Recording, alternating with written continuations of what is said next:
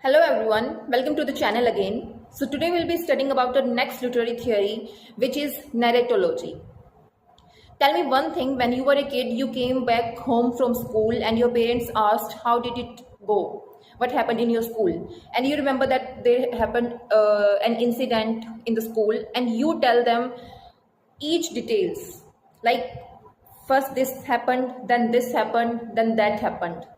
Someone said that by adding drama, anything which you know about the real story, you narrate to them. That is narratology. You don't even think about it, you just narrate it. So here is the thing that narratology asks, that how does storytelling actually work? What are the hidden rules? And how some of the stories follow the same pattern. This is the foundation. This is the question that narratology asks. Who came up with this idea? Jared Janet, a French critic in 1970s. But honestly, before him, there was another writer who came even much before him. That was Vladimir Prop. He was a Russian, and in 1928, he studied Russian folk tales and stories, and he analyzed very shocking pattern. He found out that in almost all of the folk tales, in almost all of the stories, they follow the same pattern, same things, same scenes. Only the characters changed and settings are changed. Now you can yourself analyze that. Any of the story, what happens? That there is a hero, he tries to fight with the villain, and someone helps them. These all things we already studied in archetypal criticism. Only settings and characters are changed.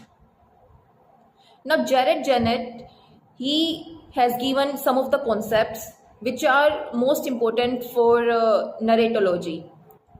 For example, he told about things like story, narrative and narration. He told the difference between them. What is story, what is narrative, and what is narration. The story is the real incident that is happening in front of your eyes. The real story, the real things which you are seeing through your eyes. That is the story, real incident, real story.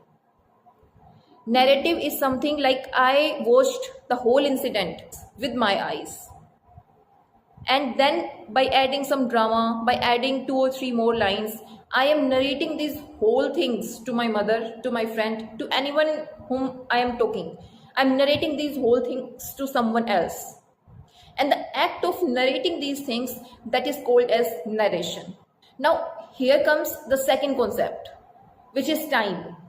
Time is most important in Jared Janet personality. He says that we have to find out 2 or 3 things, like what is the order, what is the duration, and what is the frequency. Now, what do you mean by these 3 terms, and how are these related to the time, and how are these all related to the narratology?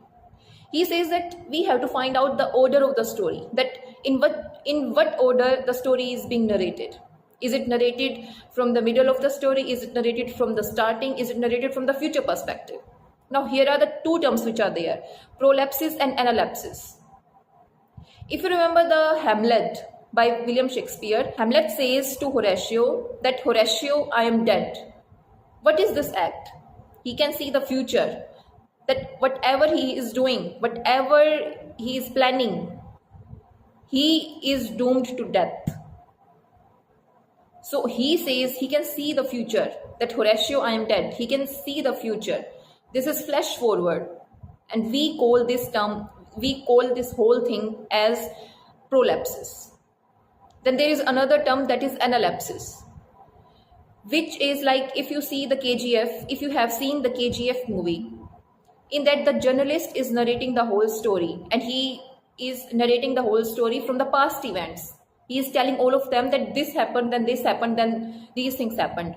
By narrating the whole events from the past, that is analepsis. And these all comes in the order, which comes under the time. The second thing under time is duration. I mean, if you watch a movie, someone 30 years of life is narrated in 3 seconds of movie. Or vice versa, someone's 3 seconds of feeling hurtful can be narrated in the whole movie. So it is important for us to see that what duration, what speed is the movie, the story is pacing upon. The third is the frequency. Now what comes under frequency? If a word is repeated one time, then it is normal. But if a word is repeated multiple times, and in each time, by each time you see that first I used to see that this character is showing this perspective by speaking the same line, then you see it from the different angle, then you have been shown the different angles of the story by just repeating the same word, by just showing you the different angles. That is frequency in the context of narratology. Then the next we have is focalization. Now what is focalization? Focalization is something you can understand as whose eyes are we seeing the whole story. That is focalization. We have three parts, you can say as these are the three parts which comes under focalization. First is zero focalization, second is internal focalization, and third is external focalization. Zero focalization can be understood as the God's eye, God's view of seeing life, in which the narrator knows everything, that what the character is thinking, what is going to happen, what has happened, each and everything which the narrator knows. That is zero focalization. Internal focalization is something which we see the whole story through the one character's perspective. Through their perspective, we analyze that this is happening. Because only one character is narrating the story. We can only see through his lens that what is wrong and what is right. That is internal focalization. Third is external focalization, in which the narrator knows less than the characters. That is external focalization.